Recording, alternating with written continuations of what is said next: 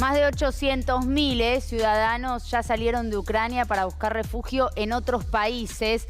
Por ejemplo, en Polonia, donde estamos trabajando en vivo, y Gabriel Michi nos va a actualizar la información por estas horas. Estás allí en las calles de Polonia, te cruzaste en las últimas horas con un montón de historias. Gaby, buen día. Buen día, Gaby.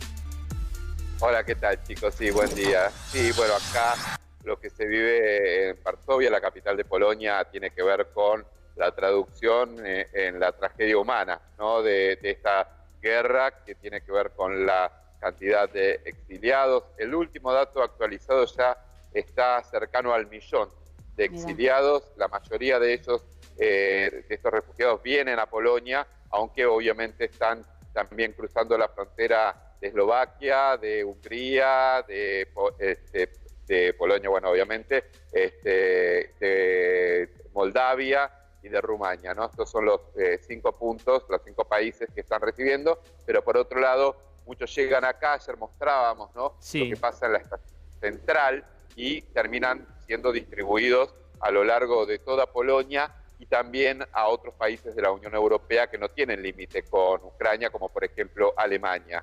Esto es un poco la situación dramática que se vive, el horror por el cual y el terror que sufrieron cuando tuvieron que escapar de en medio de los bombardeos. Gente que tardó una semana en llegar aquí a Varsovia, básicamente porque era imposible transitar por las rutas y porque era muy difícil el cruce de frontera, ¿no? En el mediodía de Polonia hay mucha información. Donde está el enviado especial de C5N es el contacto directo con los que llegan de la zona más conflictiva, pero también con la información. Hay mucha expectativa en los principales portales del mundo, Gaby, con la reunión de la OTAN en el día de mañana, que convoca a Ucrania. ¿Pasará algo? ¿Habrá un contragolpe desde la OTAN? ¿Qué puede pasar? ¿Qué escenarios se abren? La verdad que es un gran interrogante. Sería una jugada pero muy arriesgada de parte de la OTAN incorporar en este contexto a Ucrania. Sí. Básicamente eso es directamente una declaración de guerra directa entre Rusia y la OTAN, ¿no? Hoy por hoy las miradas también están puestas en lo que pueda pasar en Brest, que en esta localidad de Bielorrusia, donde se produce la segunda reunión entre la comitiva rusa y la comitiva ucraniana. Recordemos que la primera fue hace unos días, hace 3 días, y no tuvo en Gomel y no tuvo ningún resultado. De hecho, arreciaron mucho más los bombardeos y los ataques. Así que bueno, si bien hay expectativa, porque todos desean que se llegue a un cese al fuego, las expectativas son pocas teniendo en cuenta la enorme beligerancia de ambas partes, ¿no? Gaby, también otra cuestión, vos hablabas de casi 1.000.000 de refugiados. Nosotros ahí estamos viendo la frontera con Polonia, cómo siguen llegando los ciudadanos y ciudadanas ucranianas, ¿no? Para poder salir del país y buscar refugio en otros lados. Lo último que había dicho el presidente ruso era que se vayan incluso de Kiev, que liberen la capital ucraniana porque iba a haber allí bombardeos, porque las tropas iban a avanzar, y ayer se registraron varias explosiones. ¿Qué se sabe del avance de las tropas rusas en Kiev?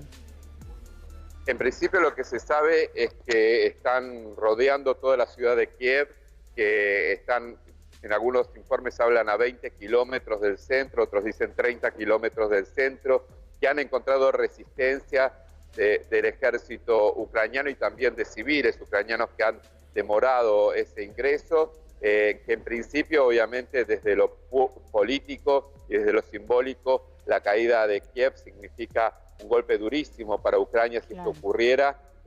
Obviamente ahí la pregunta es si Volodymyr Zelensky, el presidente de Ucrania, sigue en Kiev. Él asegura que sí, manda videos tratando de mostrar que está en la capital. Rusia asegura que ya hace tiempo se fue de Kiev, pero bueno, ustedes saben, en la guerra de la información, la contrainformación y la fake news está a la orden del día.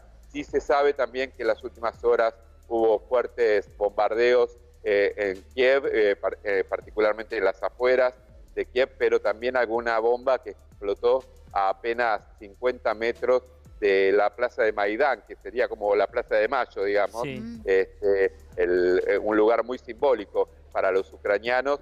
Pero bueno, lo cierto es que la situación es muy delicada en estos momentos en Kiev y se suma a lo que está pasando en otras ciudades que están asediada justamente por las tropas rusas. Gaby, con tu reporte es muy fuerte esos datos de casi 1 millón de refugiados como las imágenes, porque continúa, vemos en el puesto fronterizo de Ucrania a Polonia la cantidad de familias. Hablaste con un montón de familias, sabemos que llegan a la estación, que buscan un destino, pero ¿cómo es el después, en el día a día? ¿Van a casa de polacos? ¿Son refugios? ¿Cómo continúan? Porque no saben cuándo van a volver a Ucrania.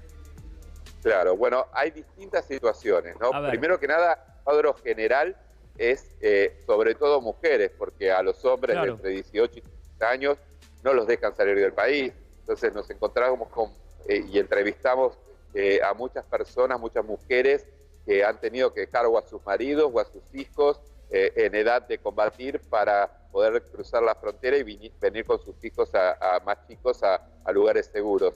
Algunos, los más privilegiados por ahí desde lo económico, consiguen ellos mismos por su propio motus el tema de un hotel o un alquiler. Claro. Otros, la mayoría, la enorme mayoría, van a refugios. Algunos de ellos están en dependencias oficiales, en escuelas, en clubes, y muchos también terminan en casas de amigos o de polacos que solidariamente abren las puertas de su casa para recibirlos. Sí. Este es otro dato también, ¿no? Hay que hablar de la solidaridad que uno está viendo del pueblo polaco. Ayer mismo reportábamos desde la estación central de Varsovia cómo estaban los voluntarios haciendo estas donaciones, dándole los víveres indispensables a las personas que venían de viaje y que seguían su viaje, y eso ha sido clave en todo este proceso porque la verdad es que la gente está desesperada y salió con lo poco que tenía a mano, esa es la realidad, sin dinero y sin posibilidades tampoco de pensar un futuro que en cierta medida lo único que esperan es sea un poquito más seguro, ¿no? Básicamente, y no estar en medio de los bombardeos. Bien, Gaby, muchas gracias. Ya volvemos en cualquier momento y gracias como siempre por tu trabajo desde allí. No, muchas gracias a ustedes. Un gran saludo a todos.